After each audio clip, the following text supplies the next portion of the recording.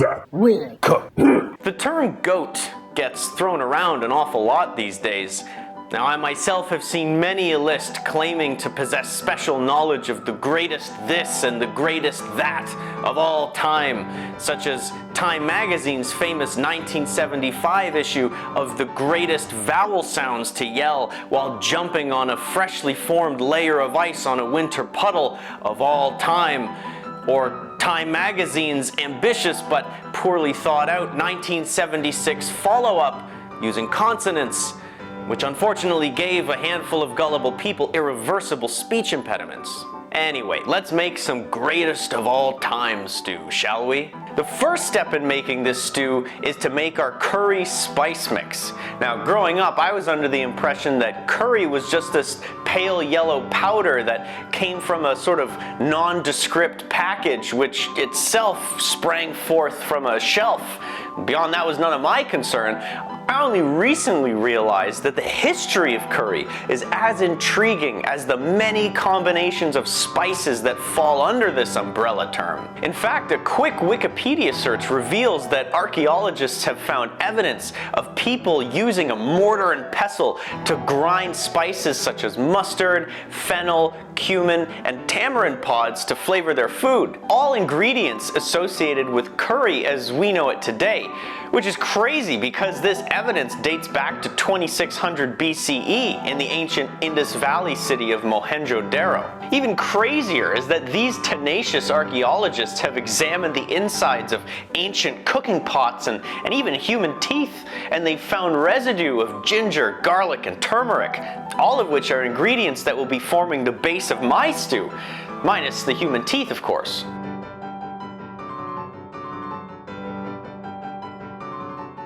Anyway, this particular curry spice mix will be using 2 heaping tablespoons of coriander seeds, 2 tablespoons of cumin seeds, 2 tablespoons of allspice berries, a handful of crushed mace, 2 tablespoons fenugreek seeds, 1 tablespoon black peppercorns, a few whole cloves.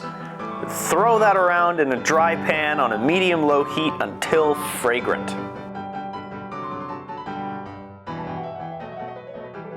Then, in a separate bowl, add 2 heaping tablespoons of ground ginger, 3 tablespoons of ground turmeric, 2 tablespoons of mustard powder. Now, as a side note, I should say if you have mustard seeds, just use that same amount, 2 tablespoons in the pan from before. I just ran out, so I had to make do. Then, fully nutmeg. Once your pan spices are fragrant, transfer them into a coffee grinder and grind them. Transfer them to your bowl of powder and whisk until uniform.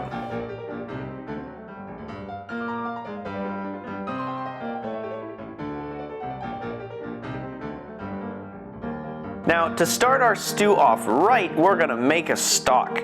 I'm just using some bones that I got from the butcher. Coat them in oil, stick them in a 425 degrees Fahrenheit oven until thoroughly browned. Then stick them in a pot, fill it with water, and boil until the cartilage has broken down and emulsified into the liquid, turning it milky and making sure to skim off any scum as it appears. Once you've extracted your bones for at least 6 hours and up to overnight, strain out the solids and set aside.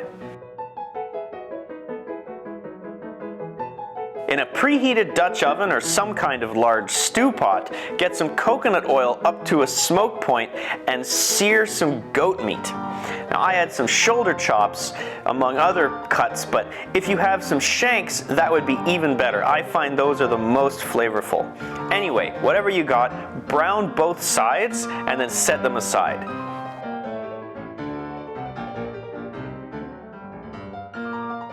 Now, to build our aromatic base, get a knob of ginger ready for figging by removing the skin with either a spoon or a knife.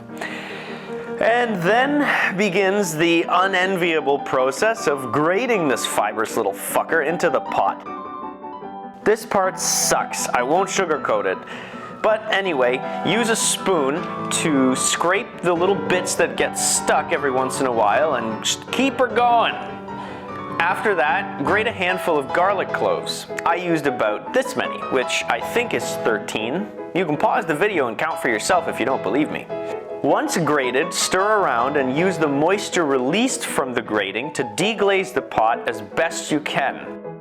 Then dump in 3 to 4 chopped onions and repeat the deglazing process. Liberally salt and keep stirring until they take on a little color. Add in a tablespoon of garlic powder, onion powder, and several heaping tablespoons of your curry spice mix, and stir it around to incorporate. Then, once that's all mixed in, add in a healthy squeeze of tomato paste. This will add acidity as well as deepening the flavor of the stew with some extra umami notes. And mix that all around. Now, for our eminent and distinguished guests whose fiery flavors will be with us until well into a full day after we eat them, the spicy peppers. Today, we've got some jalapenos, some habaneros, some other habaneros, some poblanos, and I think an Anaheim. As I've mentioned in previous videos, the way I like to deal with hot peppers is to cut away the cheeks, leaving as much of the seeds and stems behind as I can, as that's where most of the capsaicin is. If I just went on with my bad self and used the whole pepper, seeds and all, then I might just end up bypassing the goat plunderer with my very own rather painful form of internal combustion. Once you've harvested the cheeks, chop up the yield and dump it into the pot, stirring around once again, utilizing the moisture released from the addition of our new ingredient to deglaze the pot. Moving on, rapidly remove the roots off a bunch of green onions, chop them up all choppy-like in the pot. Peel and chop a carrot in the pot, as well as a cassava in the pot.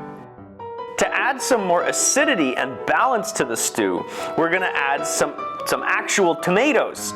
But since I don't want to deal with all the skins, pulling them out of my teeth and stuff all that much, we're gonna remove them by cutting a small X into the base of the tomato, blanching it in hot water for 30 seconds to a minute, just until the skins start to loosen a bit, but the tomato itself is still raw. Remove them with a slotted spoon and drop them into an ice bath. This both stops the cooking process as well as further loosening the skin by shocking it. Then peel off the skin, remove the root of the tomato, chop them up in the pot. Then add in your goat meat. Pour over your stock until everything is covered and mix it all around. Okay, one last thing, I swear. Chop a head of cabbage in half, remove the core, and then dice it up. Put those pieces in the pot, mix it all up. Wrap a bundle of thyme with twine and stick that in the mixture. Then, finally, put the lid on and throw it into a 275 to 325 degrees Fahrenheit oven for many hours. Once the cook time has elapsed, retrieve the bundle of thyme and squeeze out the juices. I forgot to film it, but if you want for ease of eating, you can fish out the goat meat, which should be falling apart by now, and separate the meat from the bones and sinew. Then obviously throw the meat back in the pot. Then heat up some coconut milk and put that into the pot. This is the final touch that elevates the goat stew to goat status. Taste for salt and adjust as needed.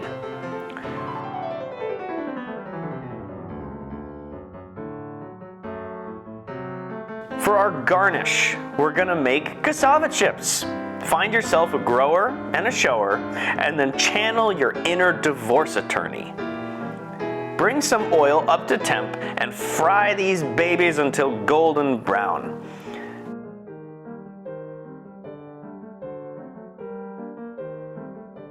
Lay them on a paper towel lined plate to absorb any excess oil and salt them while they're still hot so the salt sticks. As for plating, I like to put a blob of sour cream, dust it with some cayenne, a whole whack of green onions that conveniently enough rearrange themselves in a circle around the blob, some black pepper, the cassava chips from earlier, and the dill is there just as time's understudy. All right, everybody, let's try the stew. You know, it's just silly, right? How well curry and goat go together. Curry goat's amazing. And you have the ginger, the garlic, the onion base with that curry powder forming this base. And then you have all the other things, the peppers that give you not only like the fruitiness, but the heat, this other dimension that kind of works in parallel with the flavor, just kind of pushing the stew up into the levels of hype that we've come to believe from curry goat. And the cassava, I mean, talk about something that's even better than a potato. Can you believe something? Can you believe that? Potatoes are pretty hype, the cassava is even better. I'm just saying, it's like, it's doing the thing that potatoes do in stews, right? Where like you cook it for a while and pieces of it start to break off and give the broth of the stew some more body. But the core of the starchy thing, the cassava in this case, the potato and like other things, takes on those flavors of the stew. So when you bite into it, you get this like starchy flavor bomb. That's the pure hype. But if that was too many words for you, what I just said, I leave you with this. It's good. Okay, so to conclude, this goat stew is the goat stew. Or to put it another way, comparing this stew to other stews would be like comparing Michael Jordan with the ball he's holding. And as always, do what you love because nobody cares and it doesn't matter.